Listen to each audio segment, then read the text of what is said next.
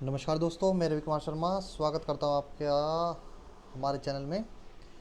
देखिए, आज हम डिस्कस करने वाले हैं आपका ट्रांसफार्मर के बारे में। ट्रांसफार्मर के बारे में आपका डिस्कस करेंगे कि इसकी आवश्यकता में क्यों पड़ती है, इसका इस्तेमाल क्या किया जाता है।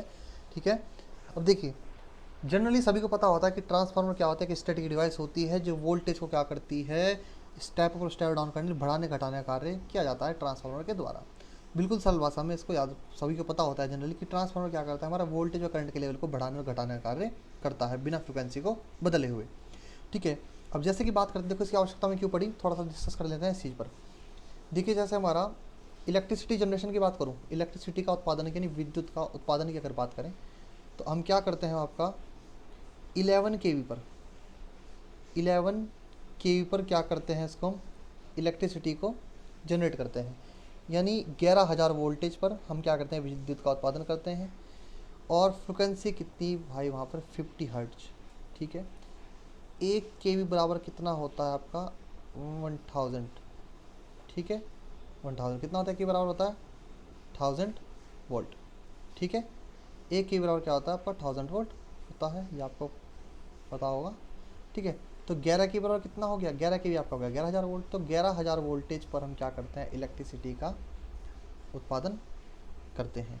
ठीक है।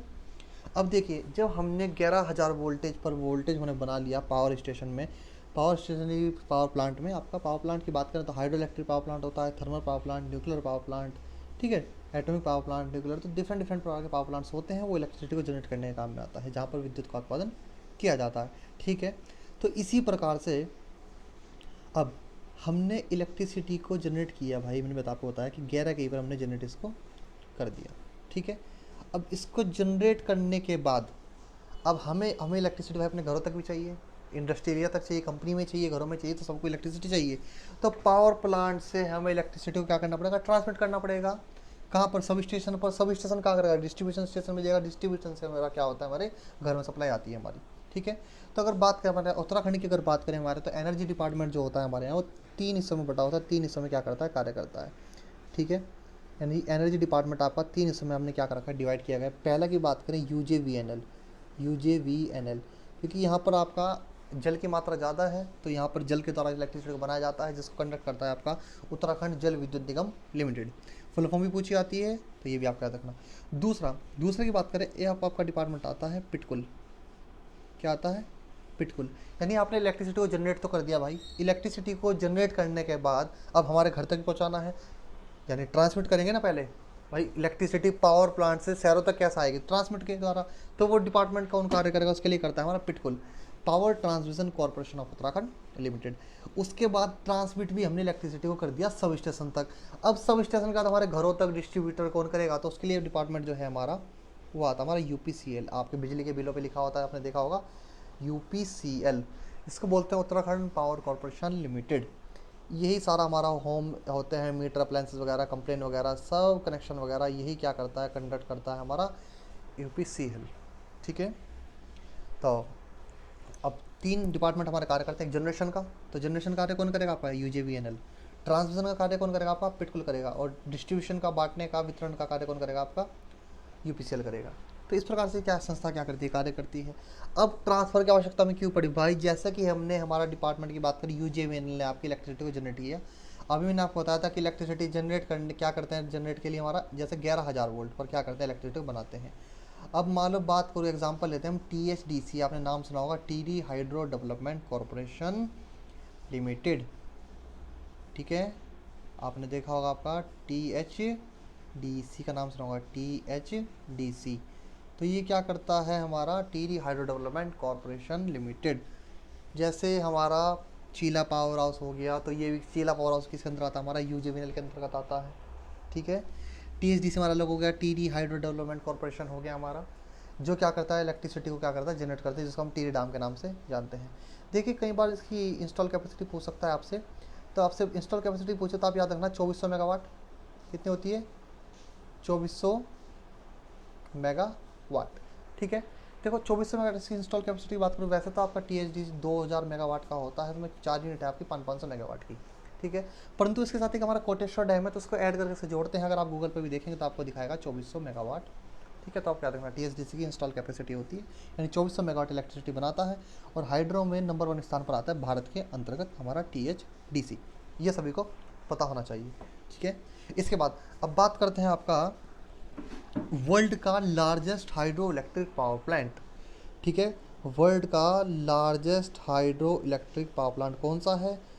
अगर आपको पता है दोस्तों तो बहुत अच्छी बात है, जिन लोगों को नहीं पता है तो वो ध्यान रखना इस चीज़ों को, बेसिक सी चीज़ें होती हैं, जनरली ये चीज़ों को पता होना चाहिए आपको, ठीक है। पढ़ते सभी हैं कि ट्रांसफार्मर ये होता है, स्टैटिक डिवाइस होती है, low voltage high voltage convert करता है, स्टेप अप होता है, स्टेप डाउन होता है, 3 फेज सिंगल फेज, तो डिफरेंट डिफरेंट चीज़ें होती हैं। तो उससे पहले थोड़ा सा आपको इसके बारे में थोड़ा सा नॉलेज होनी चाहिए। देखिए वर्ल्ड का largest hydro electric power plant कौन सा आपका? थ्री गोर्जियस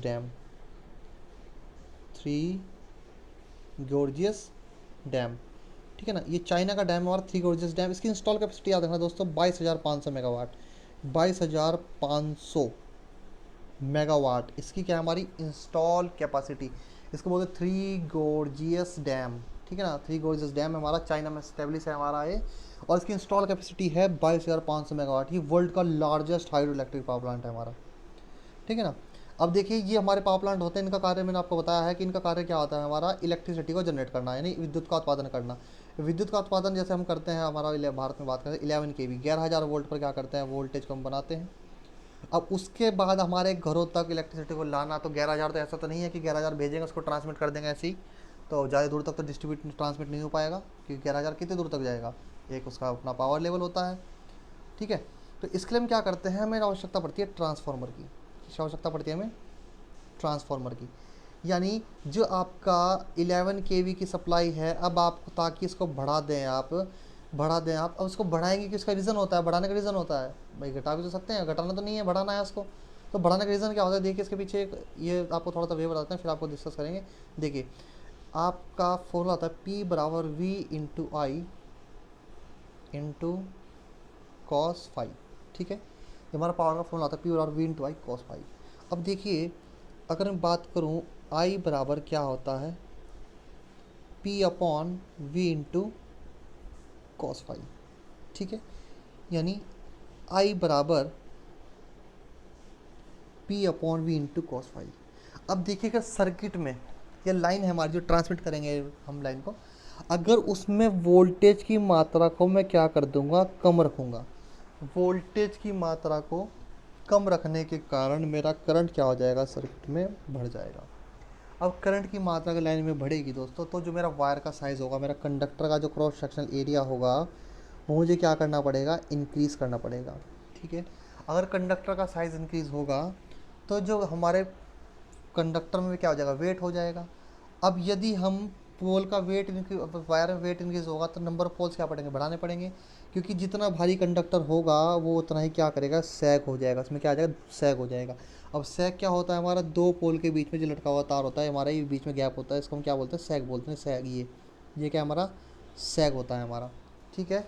तो अगर कंडक्टर में वेट ज़्यादा रहेगा तो सैग ज़्यादा रहेगा, सैग ज़्यादा होगा तो आपको सैग को कम करने के लिए क्या करना पड़ेगा, इनके बीच में पोल स्थापित करना पड़ेगा।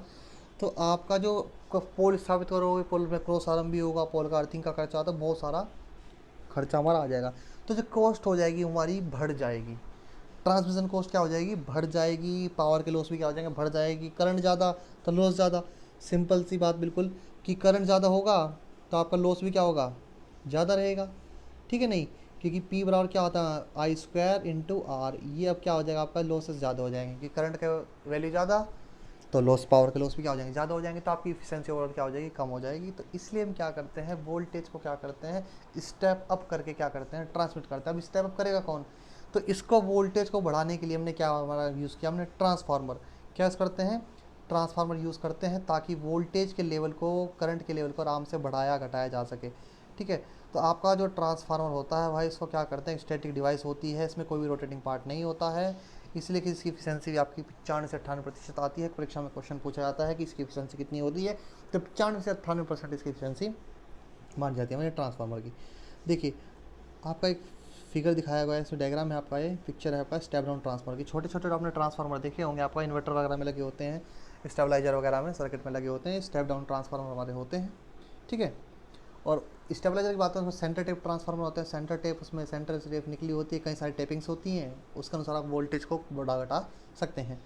देखिए, अब ट्रांसफार्मर में हमारा क्या करता है, ट्रांसफार्मर क्या करता है दोस्तों, कि यह इलेक्ट्रिक एनर्जी के ट्रांसफॉर्मेशन के लिए उपयोग किया जाता है। इलेक्ट्रिसिटी के ट्रांसफॉर्मेशन का मतलब क्या हो गया दोस्तों आपका, यानी इलेक्ट्रिक एनर्जी का ट्रांसफॉर्मेशन करता है। लो वोल्टेज को हाई वोल्टेज में, हाई को लो वोल्टेज में कन्वर्ट करेंगे, जैसे भी आपकी रिक्वायरमेंट रहेगी। जैसे हमारा जनरेटिंग स्टेशन पर मैंने आपको बताया था कि 11 kV जनरेट की जाती है, तो उस 11 kV को स्टेप अप करेंगे। क्या करेंगे, स्टेप अप करेंगे, वोल्टेज को बढ़ाएंगे। अब आप उसको 132 के भी बढ़ा दीजिए, 220 के भी बढ़ा दीजिए, या 440 के भी आप उसको बढ़ा सकते हैं। उसके बाद हम क्या करते हैं, उसको हाई वोल्टेज पे ट्रांसमिट करते हैं, ताकि लॉसेस क्या रहे लाइन में कम हो जाए और इफ़िशेंसी में अच्छी मिले। तो उसको बढ़ाने के लिए उस 11 के 1000 वोल्ट को 1,32,000, 2,40,000, 4,40,000 में बढ़ाने के लिए, ठीक है, 765 के में बढ़ाने के लिए क्या करते हैं, इसका इस्तेमाल किया जाता है। और इसी प्रकार से जब आप देखो, अब आपने मानो कि हमने 11 kV को ट्रांसफार्मर के द्वारा इसको क्या कर दिया, स्टेप अप कर दिया, ठीक है ना। इस 11 kV को हमने किस में बदल दिया, 220 kV में क्या कर दिया, स्टेप अप करके आगे ट्रांसमिट कर दिया, ठीक है। अब ट्रांसमिट करके हम सब स्टेशन तक अपनी लाइन को ले आए, यानी ये लाइन हमारी आ गई कहाँ पर, अब सब स्टेशन पर, ठीक है। अब सब स्टेशन के बाद इसको क्या निकालना है, आगे लाइन भेजनी है हमारे घरों के लिए, कंपनीज़ के लिए 11 kV, ठीक है। तो अब इस 220 kV को दोबारा 11 kV में कौन कन्वर्ट करेगा, तो ये भी ट्रांसफार्मर करेगा। ये भी कौन करेगा, हमारा ट्रांसफार्मर। तो इसमें वाइंडिंग्स होती हुई डिस्कस करेंगे आगे कि प्रोसीजर कैसे कैसे रहता है, ठीक है। तो जनरली बेसिक में आपको याद रखना है कि ट्रांसफार्मर क्या करता है, स्टेप अप और स्टेप डाउन करने का कार्य करता है वोल्टेज और आपके करंट को। और देखिए, अगर इधर की फ्रिक्वेंसी 50 हर्ट्ज रहेगी तो आउटपुट फ्रिक्वेंसी भी क्या रहेगी, 50 हर्ट्ज रहेगी। फ्रिक्वेंसी को नहीं बदलता, ठीक है, केवल वोल्टेज या करंट की वैल्यू चेंज होती है, फ्रिक्वेंसी सेम रहती है दोनों साइड की, ठीक है। तो इसी कारण से इसकी, और इसमें कोई रोटेटिंग पार्ट नहीं है, कोई रोटेटिंग पार्ट नहीं है, तो इसकी इफिशियंसी भी क्या होती है, वही बहुत ज़्यादा होती है। अभी आपको मैंने बताया था 95 से 98% तक क्या होती है इसकी इफिशियंसी आ जाती है ट्रांसफार्मर की, ठीक है। तो अब ट्रांसफार्मर के क्या होते हैं, कई एडवांटेजेस भी होते हैं हमारे, ट्रांसफार्मर के क्या होते हैं, कई एडवांटेजेस होते हैं, ताकि मैंने आपको बताया था कि वोल्टेज के लेवल को बढ़ा देता है, लॉसेस कम रहते हैं, ठीक है ना। तो ओवरऑल की इफिशियंसी जो होती है, ओवरऑल इकोनॉमिकल रहता है हमारा पूर्णतः इस यूजिंग ट्रांसफार्मर के द्वारा, इफिशियंसी बहुत अच्छी रहती है आपकी इसकी, ठीक है। देखिए, अब इसमें क्या होता है हमारा ट्रांसफार्मर में, क्या करेगा, ये आपका एक पावर ट्रांसफार्मर दिखाया गया है डायग्राम में, आपका क्या है, बड़े साथ हमने ट्रांसफार्मर देखा, इसको बोलते हैं पावर ट्रांसफार्मर। ये जनरली आपके जनरेटिंग स्टेशन वगैरह में लगाए जाते हैं, ठीक है। अब देखिए, ट्रांसफार्मर क्या है हमारा, ट्रांसफार्मर क्या है, देखो इलेक्ट्रिक सिस्टम में बहुत ही कॉमन डिवाइस की तरह पाया जाता है, जो अलग अलग ऑपरेटिंग वोल्टेज पर काम कर रही सर्किट्स को लिंक करता है। यह ज़्यादातर उन एप्लीकेशंस में उपयोग किया जाता है जहां एसी वोल्टेज कन्वर्जन एक वोल्टेज लेवल से दूसरे वोल्टेज लेवल पर होता है। यानी एसी वोल्टेज लेवल का कन्वर्जन करता है, एसी टू एसी ही ट्रांसफर करेगा आपका। ऐसा नहीं है कि बहुत से लड़के कहते हैं कि एसी को डीसी में बदलता है, ऐसा कुछ नहीं होता ट्रांसफार्मर में। ट्रांसफार्मर क्या करता है, एसी टू एसी ही कन्वर्जन करता है, किसका, इलेक्ट्रिकल एनर्जी का, एक फॉर्म से दूसरे फॉर्म में कन्वर्ट कर देता है। वोल्टेज को चाहे बढ़ा के दे चाहे घटा के दे, वो डिपेंड करता है आपका स्टेप अप और स्टेप डाउन की कंस्ट्रक्शन के आधार पर किस प्रकार का ट्रांसफार्मर है, ठीक है। देखिए, जैसे भी इलेक्ट्रिकल इक्विपमेंट या डिवाइस या लोड में ज़रूरत होती है, वैसे ही ट्रांसफार्मर का हम एसी सर्किट्स में वोल्टेज और करंट को इंक्रीज़ या डिक्रीज़ करने में उपयोग करते हैं। अलग अलग एप्लीकेशंस में अलग वैरायटी के ट्रांसफार्मर, जैसे पावर, इंस्ट्रूमेंटेशन, पल्स ट्रांसफार्मर का उपयोग किया जाता है, ठीक है। ट्रांसफार्मर दो टाइप के कैटेगरी के होते हैं, electronic transformer, power transformer. Electronic transformer बहुत ही लो वोल्टेज पर ऑपरेट करता है और वो लो वोल्टेज लेवल में रेट किए जाते हैं, और ये ट्रांसफर इलेक्ट्रॉनिक्स डिवाइस इक्विपमेंट्स में प्रयोग किया जाता है, television, personal computer, DVD, CD वगैरह आदि में। पावर ट्रांसफार्मर का उन टर्म्स ट्रांसफर का रेफर किया जाता है जैसे हाई पावर और हाई वोल्टेज रेटिंग होते हैं। ये अधिकतर पावर जनरेशन, ट्रांसमिशन, डिस्ट्रीब्यूशन और यूटिलिटी सिस्टम में उपयोग किया जाता है, ताकि वोल्टेज के लेवल को हम इंक्रीज़ और डिक्रीज़ कर सकें। लेकिन फिर भी इन दोनों टाइप्स के ट्रांसफार्मर में एक जैसी ऑपरेशन इन्वॉल्व रहता है। अब इलेक्ट्रिकल ट्रांसफार्मर कैसे काम करता है तो देख लेते हैं दोस्तों हमारा, कि यह ट्रांसफार्मर एक स्टैटिक डिवाइस होता है, जिसका मतलब है कि कोई मूविंग पार्ट प्रेजेंट नहीं होता। यानी ट्रांसफार्मर में जैसा आपका डीसी जनरेटर आपने पढ़ा है, डीसी मोटर आपने पढ़ी है, इंडक्शन मोटर आपने पढ़ी है, कि एक में आपका स्टेटर होता है, इसमें प्राइमरी आपकी स्टेटर वाइंडिंग होती है, रोटर में रोटर वाइंडिंग होती है, रोटर रोटेट करता है, आर्मेचर रोटेट करता है। तो ऐसा ट्रांसफार्मर में कोई भी रोटेटिंग पार्ट हमारा नहीं होता है, ठीक है ना। ऐसे इसमें कोई पार्ट नहीं है दोस्तों, क्या होता है हमारा पूरा स्टेशनरी पार्ट सब होते हैं, ठीक है ना। कोई रोटेटिंग प्रेजेंट नहीं होता पार्ट। जिसमें एक या दो से ज़्यादा वाइंडिंग होते हैं वो मैग्नेटिकली कपल्ड होते हैं, और वे मैग्नेटिक कोर के साथ उसके बिना भी इलेक्ट्रिकली सेपरेटेड होते हैं। यह इलेक्ट्रिकल एनर्जी को एक सर्किट से दूसरे सर्किट में इलेक्ट्रोमैग्नेटिक इंडक्शन प्रिंसिपल के द्वारा ट्रांसफ़र करता है, ठीक है। तो इसमें क्या होता है दोस्तों, इसमें आपकी ट्रांसफार्मर क्या होती है, कोर होती है जिस पर क्या लपेटी जाती है, वाइंडिंग लपेटी जाती है। एक प्राइमरी वाइंडिंग होती है, एक सेकेंडरी होती है, भी आगे डिस्कस करेंगे कैसे आपकी वाइंडिंग होती है। ये देखिए आपका डायग्राम में आपको दिख रहा होगा, ये हमारा एक ट्रांसफार्मर का आपको कंस्ट्रक्शन दिखाया गया है। देखिए एक तरफ हमारी प्राइमरी वाइंडिंग है जो रेड कलर से दिख रही है आपकी, सेकेंडरी तरफ सेकेंड साइड पर आपकी सेकेंडरी वाइंडिंग है जो ब्लू कलर से आपको दिखाई गई है। इसमें देखिए प्राइमरी वाइंडिंग का नंबर ऑफ टर्न्स क्या है, ज़्यादा है, और सेकेंडरी वाइंडिंग में यानी ब्लू वाली वाइंडिंग में नंबर ऑफ टर्न्स क्या है, कम है। तो ऐसा ट्रांसफार्मर कौन सा ट्रांसफार्मर होता है, स्टेप डाउन ट्रांसफार्मर। कौन सा ट्रांसफार्मर है, स्टेप डाउन ट्रांसफार्मर। अब ट्रांसफार्मर में बात ध्यान रखना, जो प्राइमरी वाइंडिंग होती है उसे हमेशा एसी सप्लाई से क्या करते हैं, कनेक्ट करते हैं। क्या कनेक्ट करते हैं, एसी सप्लाई से कनेक्ट होगी हमारी कौन सी, प्राइमरी वाइंडिंग। सेकेंडरी वाइंडिंग को हमेशा किससे कनेक्ट करेंगे, लोड से कनेक्ट करते हैं। ठीक है, किससे कनेक्ट करते हैं, लोड से। तो प्राइमरी वाइंडिंग वो होती है, वो वाइंडिंग जिसको हम एसी सप्लाई से कनेक्ट किया जाता है, प्राइमरी वाइंडिंग कहलाती है। सेकेंडरी वाइंडिंग वो होती है जिसको लोड से कनेक्ट किया जाता है, वो सेकेंडरी वाइंडिंग हमारी कहलाती है। ठीक है, तो ये इसमें याद रखना, ये हमारी कंस्ट्रक्शन दिखाई गई है ट्रांसफर, इसको बोलते हैं कोर टाइप। इसमें देखो आपको लिखा ना ट्रांसफार्मर कोर, और इसमें क्या फ्लक्स, उसमें क्या होता है, इंडक्शन के द्वारा क्या होता है, एक वाइंडिंग से दूसरी वाइंडिंग में वोल्टेज प्रोड्यूस होती है, किसके द्वारा, मैग्नेटिक फ्लक्स के द्वारा। ठीक है, अब इसकी वर्किंग देखेंगे तो आगे डिस्कस करेंगे। आपको फिलहाल डायग्राम दिखाया, देखिए वाइंडिंग एसी मेन सप्लाई से कनेक्ट होता है और इसे हम प्राइमरी वाइंडिंग कहते हैं। यानी जो वाइंडिंग एसी मेन से, एसी सप्लाई से कनेक्ट होगी उसको प्राइमरी वाइंडिंग कहते हैं, और जो वाइंडिंग लोड से जहाँ से एनर्जी को ड्रॉ किया जाता है वहाँ से कनेक्ट होता है उसको सेकेंडरी वाइंडिंग कहते हैं। ये दोनों वाइंडिंग प्रॉपर इंसुलेशन के साथ लेमिनेटेड कोर पर बंधे रहते हैं, जिससे दोनों वाइंडिंग के बीच मैग्नेटिक पाथ प्रोवाइड होता है। यानी दोनों वाइंडिंग आपस में क्या रहती है, कोर के ऊपर इंसुलेटेड के साथ कनेक्ट रहती है। प्राइमरी वाइंडिंग पहले पे है हमारा, सेकेंडरी लिंब पर क्या करते हैं, सेकेंडरी वाइंडिंग को लपेटते हैं। ठीक है, और दोनों क्या रहती है, इंसुलेटेड रहती है, कोर से टच नहीं होती। और कोर जो यूज़ किया जाता है, कोर यूज़ किया जाता है CRGO की, सिलिकॉन स्टील की, यानी cold rolled grain oriented silicon steel, CRGO। Core जो होती है कौन सी होती है, CRGO, cold roll grain oriented silicon steel. Simple भाषा में सिलिकॉन स्टील भी इसको बोल देते हैं। ठीक है, तो वो भी याद रखना, सिलिकॉन स्टील। ये कोर का इस्तेमाल किया जाता है किसमें, हमारा कोर बनाने में। कोई सी भी कोर हो, जनरली सिलिकॉन स्टील आप याद रखना क्यों किया जाता है, ताकि हिस्टैरिसीस और एडी करंट लॉस को कम किया जा सके। देखिए ट्रांसफार्मर की वर्किंग की बात करते हैं। वर्किंग क्या है हमारी, देखिए जब primary winding alternating voltage source के साथ एनर्जाइज होता है, कनेक्ट किया जाता है, यानी तो अल्टरनेटिंग मैग्नेटिक फ्लक्स या फील्ड ट्रांसफार्मर कोर में प्रोड्यूस होती है। ठीक है, यानी एक अल्टरनेटिंग स्वभाव वाला चुंबकीय क्षेत्र प्रोड्यूस होता है हमारी वाइंडिंग में। ठीक है, और ट्रांसफार्मर कोर में फ्लक्स हमारा प्रोड्यूस हो जाता है, इसको हम बोलते हैं। ठीक है, तो यह मैग्नेटिक फ्लक्स का एम्पलीट्यूड उसके अप्लाइड वोल्टेज मैग्नीट्यूड, सप्लाई की फ्रिक्वेंसी और प्राइमरी साइड पर number of turns per depend करता है। यानी जैसा कि आपको डायग्राम दिखाया दोस्तों, यानी प्राइमरी वाइंडिंग को जैसे ही आप एसी सप्लाई से कनेक्ट करेंगे तो इसमें पैदा होने वाला फ्लक्स, इसमें अप्लाई किया गया वोल्टेज यानी करंट है आपका, उस पर क्या करता है, डिपेंड करता है। ठीक है, उस पर क्या करेगा, ये डिपेंड करता है। तो जैसे ही प्राइमरी वाइंडिंग को एसी सप्लाई से कनेक्ट करते हैं, एसी करंट फ्लो होने पर करंट में चेंज होगा, करंट में चेंज होने से वाइंडिंग को क्या करेगा, कट करेगा, और वाइंडिंग में क्या बन जाएगा, EMF बन जाएगा। ठीक है ना, यानी यहाँ पर फ्लक्स बनेगा, ये फ्लक्स क्या करेगा, इस यहाँ से पाथ से होता हुआ, ये देखिए ये इस पाथ से होता हुआ फ्लक्स हमारा, ये फ्लक्स दिख रहा है हमारा, ये फ्लक्स हमारा यहाँ से आता क्या करेगा, मूव कर जाएगा और सेकेंडरी से क्या करेगा, लिंक करेगा। इस प्रकार से सेकेंडरी वाइंडिंग से क्या कर जाएगा, लिंक कर जाएगा। अब करंट देखिए, हमारा वाइंडिंग तो फिक्स है, हमारा कोई मूविंग पार्ट नहीं है, परंतु करंट क्या है, चेंज है, एसी करंट है हमारी, करंट क्या है, चेंजिंग करंट है। तो चेंजिंग करंट कहीं पर होगा तो वहाँ पर क्या बन जाएगा, फैराडे के नियम के अनुसार, यानी जब किसी चालक को किसी चुंबकीय रक्त, यानी जब कोई चालक किसी चुंबकीय फ्लक्स को काटता है या चुंबकीय क्षेत्र किसी चालक को काटता है, तो चालक में क्या बन जाता है कि वोल्टेज यानी EMF प्रोड्यूस हो जाती है। तो ट्रांसफार्मर में कुछ इस प्रकार का काम होता है हमारा। इसमें क्या करते हैं आपका कि एसी सप्लाई से कनेक्ट करने पर अल्टरनेटिंग फ्लक्स प्रोड्यूस होता है, जो सेकेंडरी वाइंडिंग से लिंक कर उसमें वोल्टेज को प्रोड्यूस कर देता है।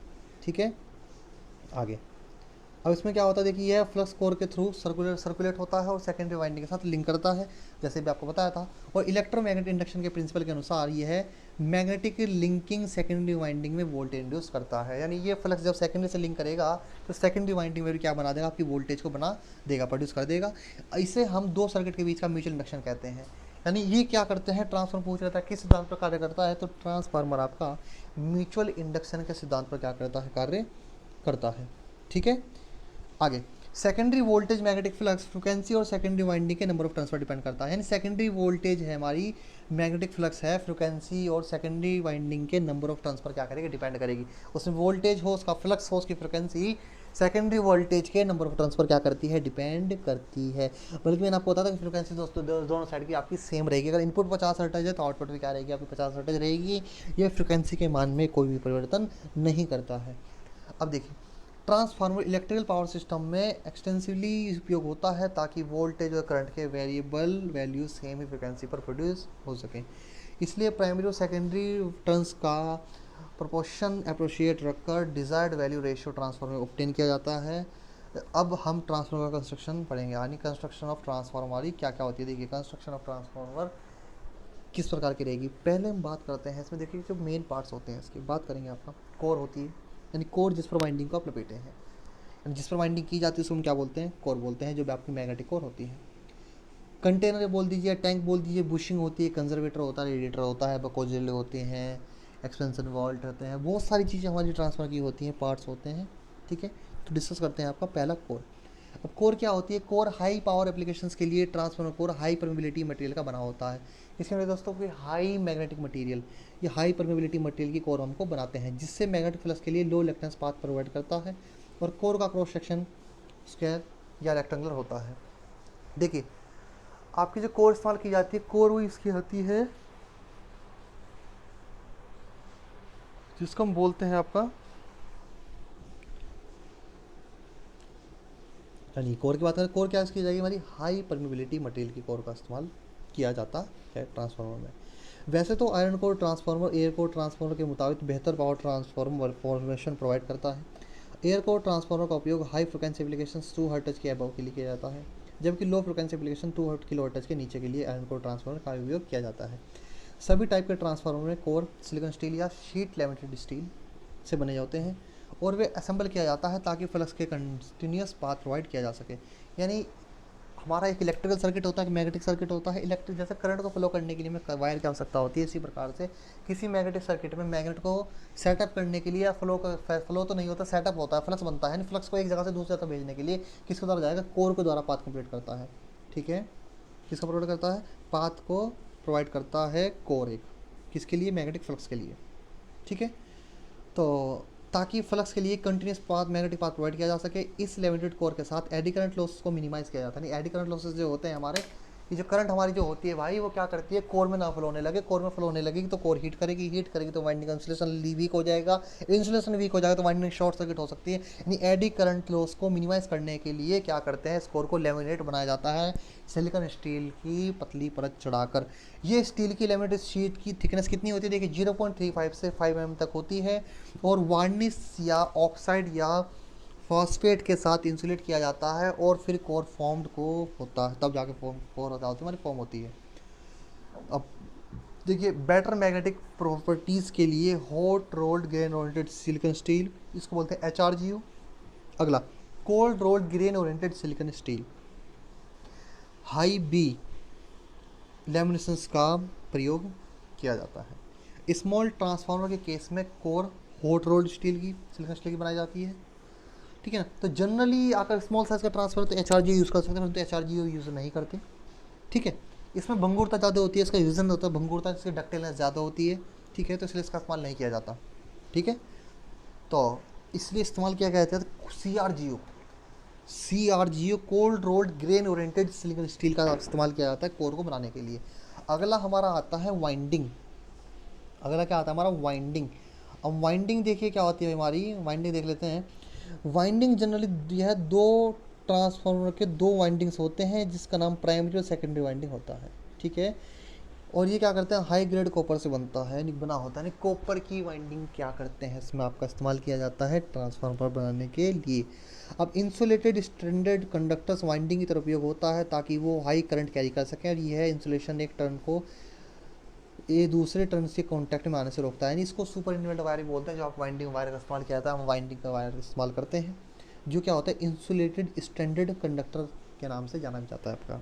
ठीक है, अब देखिए, ये हमारी आपकी कुछ वाइंडिंग दर्शाई गई है। ये हमारी एक कोर है, कोर की बात करूँ तो कोर आपकी तीन प्रकार की कोर यूज़ की जाती है। पहली होती है कोर टाइप। कोर की अगर मैं बात कर लेते हैं आपसे।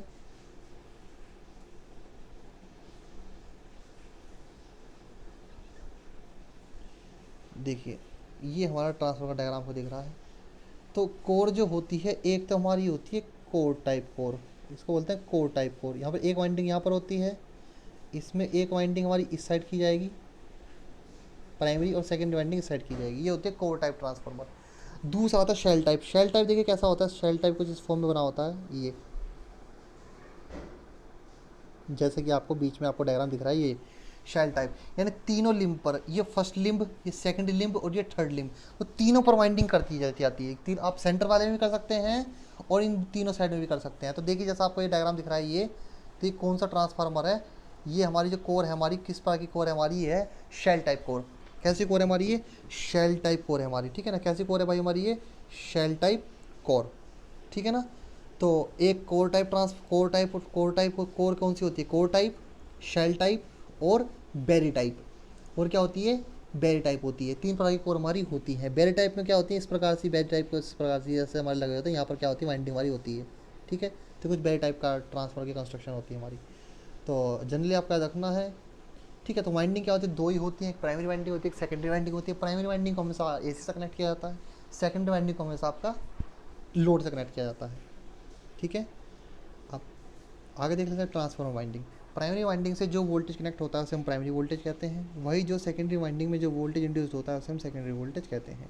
अगर सेकेंडरी वोल्टेज प्राइमरी वोल्टेज से ज़्यादा है तो इससे हम क्या बोलेंगे, स्टेप अप ट्रांसफार्मर बोलेंगे। भाई इनपुट आपने 50 इनपुट आपने 11 के वी दिया और आउटपुट आपको 33 के वी मिला, तो इसका मतलब क्या होगा भाई, आउटपुट वोल्टेज ज़्यादा है तो ट्रांसफार्मर का प्रकार क्या रहेगा, स्टेप अप रहेगा। उसको हम बोलेंगे स्टेप अप ट्रांसफार्मर कहते हैं, ठीक है।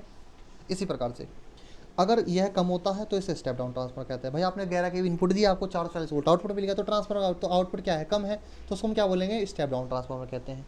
अगर आउटपुट आपको ज़्यादा मिलेगा इनपुट वोल्टेज से तो स्टेप अप ट्रांसफार्मर होगा। अगर आपको आउटपुट कम मिलेगा इनपुट से तो उसको क्या बोलेंगे, स्टेप डाउन ट्रांसफार्मर कहते हैं। इसलिए वाइंडिंग को वोल्टेज लेवल्स के बेस पर HV और LV वाइंडिंग्स डिजाइनेट किया जाता है। लो वोल्टेज वाइंडिंग के कंपैरिजन में हाई वोल्टेज वाइंडिंग को ज़्यादा रेजिस्टेंस की ज़रूरत होती है ताकि हाई वोल्टेज को विदस्टैंड कर सके और कोर और बॉडी से ज़्यादा की ज़रूरत हो। देखो अब वाइंडिंग जो होती है ना, देखिए अब जो कोर हमारी जो होती है इसमें जो वाइंडिंग की जाती है, वाइंडिंग मैंने आपको बताया था। देखिए वाइंडिंग जो करेंगे, अगर मैं बात करूँ आपसे, देखिए ये हमारी कोर है हमारी, ठीक है ना, ये हमारी कोर है। इसमें हमने यहाँ पर क्या की, वाइंडिंग की, ठीक है। एक वाइंडिंग कहाँ पर करते हैं, यहाँ पर एक प्राइमरी होती है, एक सेकेंडरी होती है, ठीक है। अब देखिए इसके ऊपर क्या करेंगे, हमने पहले प्राइमरी वाइंडिंग को लपेटा, यानी इसको हम बोलते हैं low voltage winding, HV winding, LV winding, low voltage winding. इसके ऊपर इंसुलेशन लपेटेंगे और इसके ऊपर एक और वाइंडिंग करेंगे, इसको एक और वाइंडिंग करेंगे जिसको हम बोलते हैं क्या, हाई वोल्टेज वाइंडिंग। यानी एक कोर पर दो वाइंडिंग, यानी एक एक लिम्ब है हमारा, इस पर दो वाइंडिंग की जाती है। इसको मैं इस प्रकार से आपको दिखाता हूँ अच्छे तरीके से, आप इसको ज़्यादा बेटर समझेंगे। यहाँ से यहाँ पर देखिए,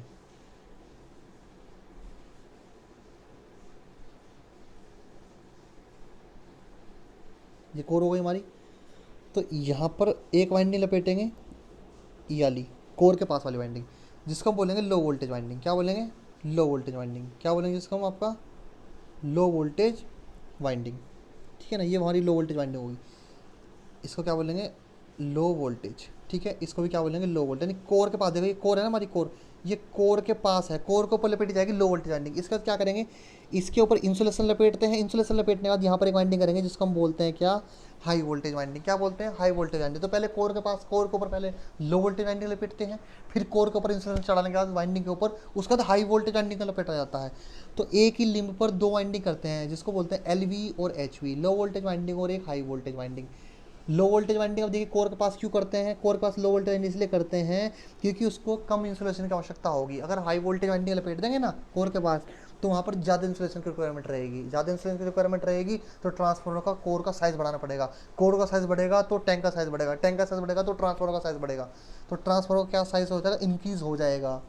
जो कि इकोनॉमिकल नहीं रहेगा। तो पहले ट्रांसफार्मर पर लो वोल्टेज वाइंडिंग लपेटी जाती है, उसके बाद हाई वोल्टेज वाइंडिंग, ताकि लेस इंसुलेशन की रिक्वायरमेंट रहे। आगे चलते हैं, ट्रांसफार्मर के कॉइल्स के कौन सी वाइंडिंग होती है? कॉन्सेंट्रिक या सैंडविच कॉइल्स होते हैं। Concentric coils core type transformer उपयोग होता है। देखिए कॉन्सेंट्रिक कॉइल्स कहाँ वाइंडिंग कहाँ इस्तेमाल करते हैं? कोर टाइप ट्रांसफार्मर में।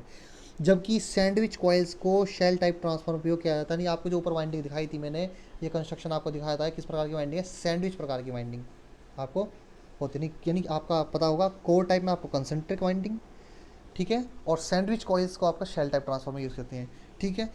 कॉन्सेंट्रिक से आप कोयल में याद रखना, कोयल कोर कोर याद रखना, concentric coil core type transformer. Sandwich से याद रखना शेल टाइप ट्रांसफार्मर में उपयोग किया जाता है। कॉन्सेंट्रिक अरेंजमेंट में एलवी वाइंडिंग कोर के पास रखा जाता है और एचवी वाइंडिंग एलवी वाइंडिंग के अराउंड रखी जाती है, ताकि लो इंसुलेशन हो सके, मैंने आपको बताया था, और क्लियरेंस रिक्वायरमेंट की पूर्ति हो सके, ठीक है।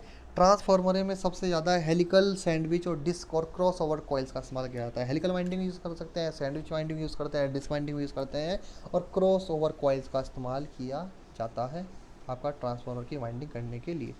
ट्रांसफार्मर के दूसरे नेसेसरी पार्ट जैसे कंजर्वेटर टैंक भी होते हैं उपयोग। इसका कंजर्वेटर का उपयोग क्या होता है? कंजर्वेटर टैंक जो आपका होता है, कंजर्वेटर टैंक क्या होता है? मेन टैंक से ऊपर एक गोल सा आपने देखा होगा, एक छोटा टैंक होता है, जिसमें क्या करता है? ऑयल के लेवल को मेंटेन बनाए रखता है।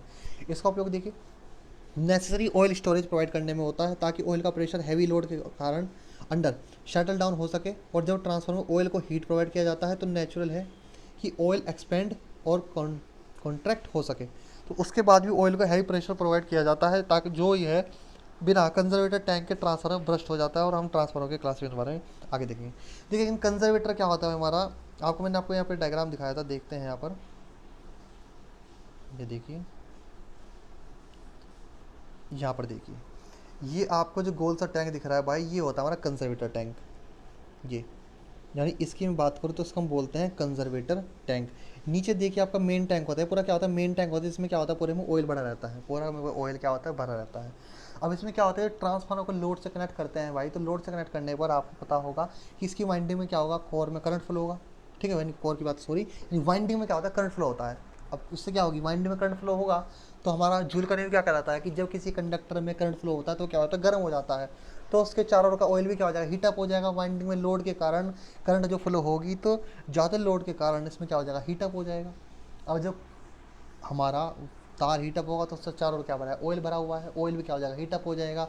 अब जो कोई चीज़ हीट होती है क्या होती है? तो उसका लेवल क्या होता है? बढ़ जाता है।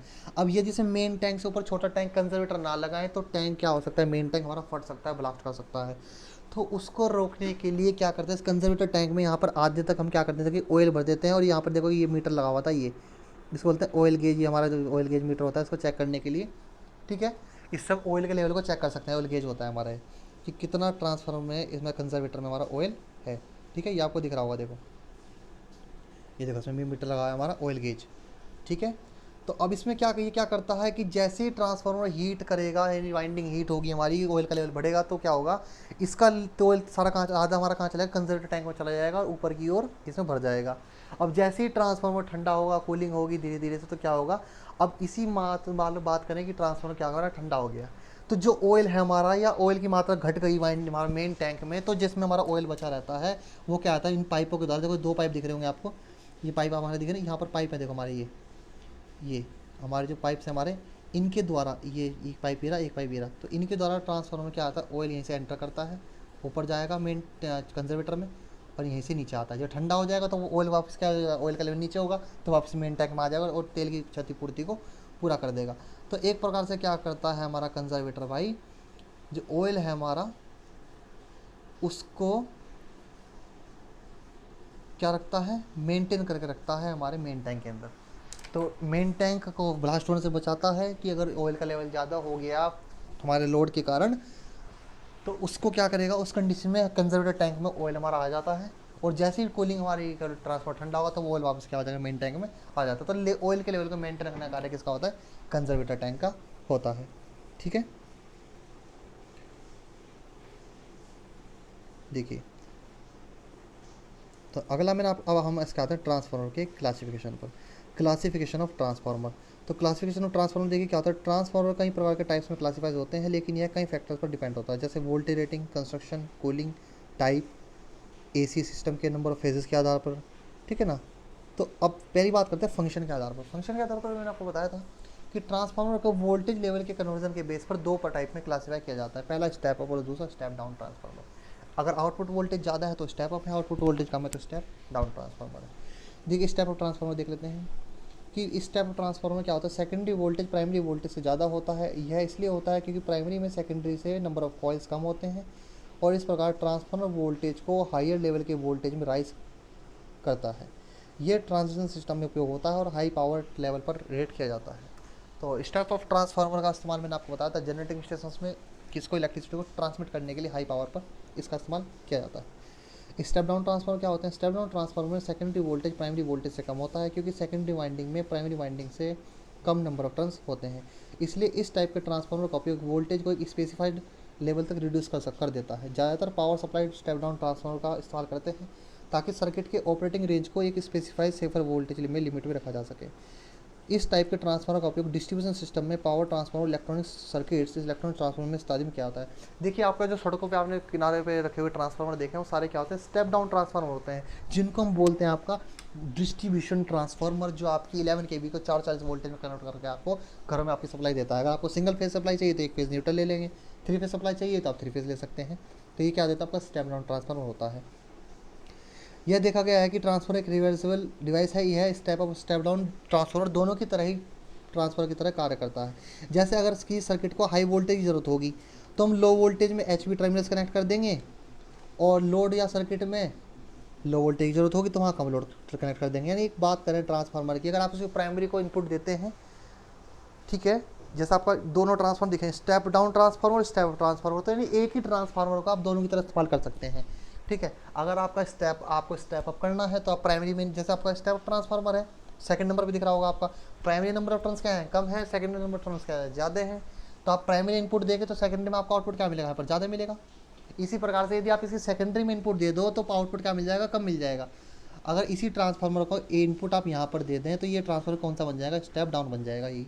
ठीक है, तो एक ही ट्रांसफार्मर को स्टेप और स्टेप डाउन दोनों की तरह इस्तेमाल भी कर सकते हैं, ये भी पूछा जाता है तो बिल्कुल कर सकते हैं। ठीक है, अब step up versus step down transformer क्या क्या होते हैं। देखो ट्रांसफार्मर का वोल्टेज रेशियो उसके टर्न रेशियो से डिटरमाइन होता है, यानी वो ट्रांसफार्मर जो वोल्टेज रेशियो होता है उसके टर्न रेशियो से क्या करते हैं, डिटरमाइन होता है। वाइंडिंग में जितने लार्ज नंबर ऑफ टर्न्स होंगे उतना ज़्यादा वोल्टेज प्रोड्यूस होता है, यानी जितने नंबर ऑफ टर्न्स आप रखेंगे ना वाइंडिंग में, वोल्टेज भी उतनी ज़्यादा क्या होगी, प्रोड्यूस होगी, क्योंकि फ्लक्स उतना बनेगा, फ्लक्स उतना कटेगा, जितने ज़्यादा टर्न्स उतना ज़्यादा फ्लक्स, उतना ज़्यादा फ्लक्स उतनी ज़्यादा वोल्टेज प्रोड्यूस होगी मेरे ट्रांसफार्मर से। इसलिए एक स्टेप डाउन ट्रांसफार्मर में सेकेंडरी कॉइल्स पर कम नंबर ऑफ टर्न्स होते हैं ताकि लो वोल्टेज प्रोड्यूस हो सके। तो सेकंड देखो स्टेप डाउन ट्रांसफार्मर में क्या रखते हैं, यानी जो सड़क के किनारे जो ट्रांसफार्मर होते हैं ना उनको हम बोलते हैं step down transformer, distribution transformer के नाम से भी जाने जाते हैं। ठीक है, तो इसमें क्या करते हैं, एक स्टेप डाउन ट्रांसफार्मर में सेकेंडरी कॉइल पर कम नंबर ऑफ टर्न्स रखे जाते हैं। नंबर ऑफ टर्न्स क्या रखे जाते हैं, कम रखे जाते हैं ताकि लो वोल्टेज पैदा हो सके, प्रोड्यूस हो सके, और प्राइमरी पर ज़्यादा टर्न्स रखे जाते हैं ताकि AC supply high voltage withstand कर सके, यानी हाई वोल्टेज को सहन कर सके। अब देखिए टर्न रेशियो आपका क्या होता है, टर्न रेशियो क्या होता है आपका, primary voltage upon secondary voltage equal to primary turns upon number secondary turn, यानी VP अपॉन NS बराबर VNS NP अपॉन NS। क्या लिखा है आपका turn ratio, VP upon VS बराबर NP अपॉन NS। तो इसको बोल सकते हैं आप टर्न रेशियो, या बोल सकते हैं आप VS अपॉन VP बराबर NS अपॉन NP बराबर, करंट की बात करें तो IP अपॉन IS हो जाएगा। ठीक है, तो ये आपका होता है टर्न रेशियो हमारे किसका, ट्रांसफार्मर का। ठीक है, चलिए आगे देखते हैं आपका कोर कंस्ट्रक्शन के आधार पर। कोर कंस्ट्रक्शन के आधार पर देखो मैंने आपको बताया था, मैंने आपको शुरू में आपको वैसे मैंने बता दिया था आपको कि कंस्ट्रक्शन के बेसिस के आधार पर ट्रांसफार्मर कोर के अराउंड जो वाइंडिंग रखी जाती है उसके मुताबिक दो टाइप में क्लासीफाई किया जाता है, कोर टाइप और शेल टाइप। ये देखो कोर टाइप, मैंने आपको बताया था कोर टाइप में दोनों कोर पे वाइंडिंग होती है। देखो इसमें देखो पहले आपकी कोर के पास कौन सी वाइंडिंग है, देखिए कोर के पास पहले ये वाली वाइंडिंग, देखिए ये वाली वाइंडिंग कौन सी वाइंडिंग है, लो वोल्टेज, फिर कौन सी वाइंडिंग है, high voltage.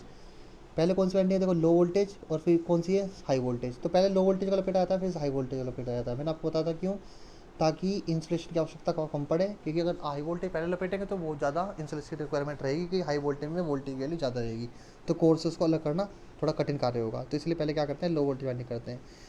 Core type transformer, इस प्रकार के ट्रांसफार्मर कोर के कंसिडरेबल पार्ट को वाइंडिंग से सराउंड किया जाता है। Generally distribution transformer core type transformer के होते हैं और कुछ लार्ज ट्रांसफार्मर शेल टाइप के होते हैं। तो ये आपका सब इसमें आपका लिखा हुआ है आपका। इस प्रकार का शेल टाइप ट्रांसफार्मर मैंने आपको बताया है कि शेल टाइप ट्रांसफार्मर क्या होता है। तो शेल टाइप ट्रांसफार्मर में आयरन कोर कॉपर वाइंडिंग या कंसिडरेबल प्रोटेक्शन पोर्शन सराउंड करता है और वो कोर टाइप ट्रांसफर का रिवर्स केस होता है। इस टाइप में भी कोइल्स फॉर्म में बाउंड किए जाते हैं, लेकिन ये मल्टीलेयर डिस्क टाइप कोयल होते हैं जो कि इन पैकेज में के रूम फॉर्म में बाउंड किए जाते हैं। मल्टीलेयर डिस्क कोयल जो कि अलग लेयर में होते हैं वो एक दूसरे पेपर से सेपरेट होते हैं और पूरा वाइंडिंग इसके की डिस्क से बना होता है और कोयल्स के बीच में इंसुलेशन स्पेस प्रोवाइड की जाती है ताकि हॉरिजॉन्टल इंसुलेटिंग और कूलिंग डक्ट्स बन सके। तो देखिए ये हमारा ट्रांसफार्मर है कौन सा, शेल टाइप ट्रांसफार्मर। तो इसमें आप ये देखिए इसके सेंट्रल लिम्ब पर वाइंडिंग है, ये फर्स्ट लिम्ब है, ये सेकंड है और ये थर्ड है, तीनों लिम्ब है इसके। इन्हें क्या बोलते हैं, limb. First limb, second limb और थर्ड लिम्ब। तो आप यहाँ पर ही वाइंडिंग कर सकते हैं और यहाँ पर ही वाइंडिंग कर सकते हैं, ठीक है। तो वहाँ पर डिपेंड करेगा आपका सिंगल फेज़ है आपका थ्री फेज़ है, ठीक है। थ्री फेज़ करेगा तो तीनों पर आपको वाइंडिंग करनी पड़ेगी यहाँ पर। ये आपका शेल टाइप ट्रांसफार्मर होता है। तो इसके बारे में आपको लिखा है कि कहाँ कहाँ इसका इस्तेमाल करते हैं। पहले लो वोल्टेज वाइंडिंग करते हैं, फिर हाई वोल्टेज वाइंडिंग करते हैं। इंसुलेशन करंट को रिड्यूस करने के लिए लो वोल्टेज वाइंडिंग को कोर के एडजेसेंट रखा जाता है, मैंने आपको पहले ही बताया है। अगला आता है आपका सप्लाई के नेचर के आधार पर। सप्लाई के नेचर के आधार पर क्या रहेंगे, आपका सप्लाई का नेचर क्या क्या हो सकता है। आपका सिंगल फेज़ हो सकता है, थ्री फेज़ हो सकता है भाई। तो सप्लाई के नेचर के आधार पर ट्रांसफार्मर सिंगल फेज़ या थ्री फेज़ ट्रांसफार्मर होते हैं, ठीक है। तो अब वाइंडिंग तो वो तो दो ही होगी, इसलिए दो वाइंडिंग होती है, प्राइमरी वाइंडिंग और सेकेंडरी वाइंडिंग, ठीक है। तो ये होता है हमारा सारा। तो अब यूजेस के आधार पर क्या क्या ट्रांसफार्मर होते हैं, पावर ट्रांसफार्मर होते हैं, डिस्ट्रीब्यूशन ट्रांसफार्मर होते हैं, इंस्ट्रूमेंट ट्रांसफार्मर होते हैं। अब इंस्ट्रूमेंट ट्रांसफार्मर भी देखो जनरल सा होता है, बेसिक सा होता है। तो आगे नेक्स्ट वीडियो में आपको मैं बताऊंगा कि इंस्ट्रूमेंट ट्रांसफार्मर क्या होते हैं। आप इंस्ट्रूमेंट ट्रांसफार्मर का सीटी ट्रांसफार्मर आता है, करंट ट्रांसफार्मर जिसको बोलते हैं, पीटी आता है जिसको बोलते हैं पोटेंशियल ट्रांसफार्मर। तो ये सारे किस्म आते हैं हमारे इंस्ट्रूमेंट ट्रांसफार्मर। अन्य प्रकार के ट्रांसफार्मर देखो होते हैं हमारे कूलिंग के टाइप के आधार पर। सेल्फ एयर कूल्ड होता है, एयर ब्लास्ट कूलिंग होती है, ऑयल फील्ड सेल्फ कूलिंग होते हैं, ऑयल फील्ड ऑयल, ठीक है ना, ऑयल फील्ड फोर्स और ऑयल कूल्ड ट्रांसफार्मर। तो डिफरेंट डिफरेंट प्रकार के हमारे क्या होते हैं, ट्रांसफार्मर होते हैं। तो फिलहाल आज की वीडियो में इतना ही कहना चाहूँगा। अगर आप लोगों को वीडियो पसंद आए दोस्तों तो लाइक करना, शेयर करना, और आगे हम डिस्कस करेंगे आपका नेक्स्ट वीडियो में आपका सीटी और पीटी के बारे में। चलिए, धन्यवाद।